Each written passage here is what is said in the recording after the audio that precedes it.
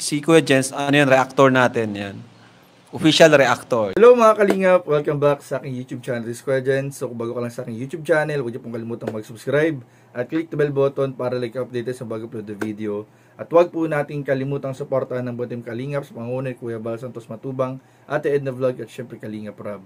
At pakisuportahan din po ang aming mga kasamahan sa Butim Kalingap. Nandiyan po ang K-Boys, Kalingap Partner, Kalingap Reactor at lahat po ng charity vlogger sa buong Pilipinas sa tumutulong sa mga kababayan natin na lahat may hirap. Suportahan po natin lahat guys. So ngayong araw mga Kalingap ay grabe, meron po tayong gagawin at meron po tayong special guest mga Kalingap na magbibigay ng reaksyon patungkol po sa pinapagawang bahay ni Kalingap Rob kay Viancy at sa kanilang buong pamilya. Isa po itong professional, isa po itong civil engineer po mga Kalingap, itong special guest po natin na magbibigay po ng opinyon sa pinagawang bahay po para kay Viancy na dapat po nating malaman mga Kalingap. So ano po hinintay natin mga Kalingap? Tara samahan niyo po kami magbigay ng reaction video sa bahay at magbigay ng komento sa kanyang napansin sa bahay nila Viancy in 5, 4, 3, 2. Ayan, ano naman sabi mo dyan, engineer? Pinakamalaking pabahay ni Kalingap Rob sa mga beneficiary. Dalawang palapag yan. Napaka-bless ng And so kasama po natin yung si engineer para po evaluate natin yung ginawang pabahay ni Kalingap Rob para kila Viancy at sa kanilang pamilya. Ayan, nakita naman po natin, napakalaki po talaga mga Kalingap ng ginagawa pabahay. Pero mamaya, pag pinakita na yan ni Kalingap Rob yung loob, hihingan ka namin ng komento.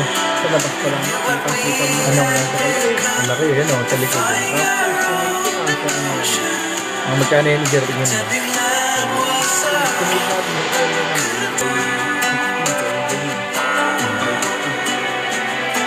Pa-square din siya, parang pa-square siya o pa-haba ba?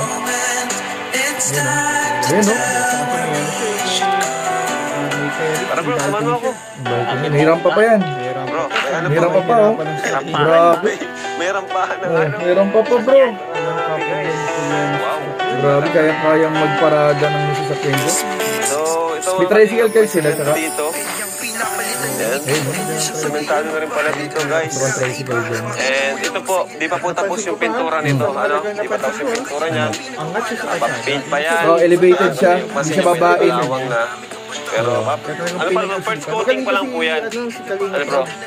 Pero yan din ay yan ay mga sa tulong din ng mga Kalingap Carpenters.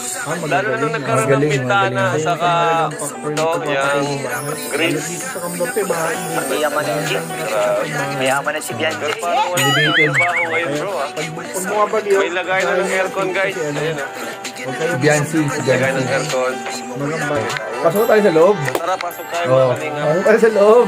So, ito. Ano masabi mo? Ano masabi mo? Balcony. Ayun o. So, pwede dito maglagay ng bamboo set. No? Yes. Grabe. Matatamay Ganda, may balcony pa, no? Ano? So, yung tatay ni Ganda Viancy. Ganda ng Dito maglalaro yung mga bata. Grabe talaga mga Kalingap. Nakakatawa. Na-imagine ko na. So, meron ditong lagay ng ilaw. Malinis din yung pagkagawa. Gusto ko yung design nito. Grabe yung pagka-design. Malinis yung pagkagawa. Ayan. Planado. Let's go! Wala nang tatrabaho, bro, guys. high ceiling. Ayan, Sala. kasing linis na lang. Sobrang laki na. Laki, bansyan talaga yan. Yung unang pagpasok Sa Sandilier, kaya ba yung Sandilier? Mas maganda na ng pinturahan. Tingin mo bro, abot mga 3 million. Mas naabot. Lampas ano? Lalampas no? Lampas sa 3 million yan. Nakikita yung ganda talaga ng Hindi bahay. pa sama yung lupa. Maganda yung ceiling. Yes, ang napansin ko lang, Italyano masyado itong bahay na ito. Italyado. Ganda ng ng hagdan bro. Malupit. Ito talaga. Ang prinsesa. So, ito yung kwarto. Pasok tayo dito. Laki ng kwarto. Ayan. Daming kwarto niya. Ilang kwarto pa lang. Ganda oh. Go. So, imagine mo may ganyan ang solo ng kwarto. Kusina nila, yung hugasan, grabe. Ganda. Hindi, sa kasi si Viancy yung may... yung may sariling Para pagbababa mo. Ito, hindi ko alam kung doon yata si Viancy sa Dungaw sa terrace, malapit sa terrace. Ito yung CR. Para pag dumating daw si Edu, itanggi kaya si Edu.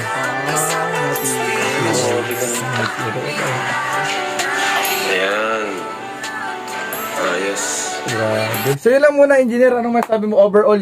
Yan lang muna yung sisilipin natin. Pero ikaw, habang nakita mo na yung ilang mga parte ng bahay, ano na yung mga Ito masasabi naman guys, mo? kitang-kita pa lang.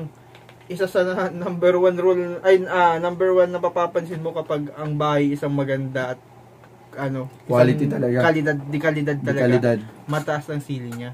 Mataas ng ceiling, Kasi ano? pinag-isipan, economical, mapresko. Ibig sabihin, hindi mo mapresko. na ganun kailangan mag-aircon, hindi mo na kailangan ng electric fan. Yung Pero pasok ng hangin, mas malamig siya kung meron. Mas malamig kung may aircon to. Pero kung sa natural na maghapon, presko yan. Presko yan, ganyan. Kaya Oo talagang nga, no? Grabe. ano yan, tawag doon, maganda talaga yung bahay, maganda yung pagkakagawa. Ganda, no?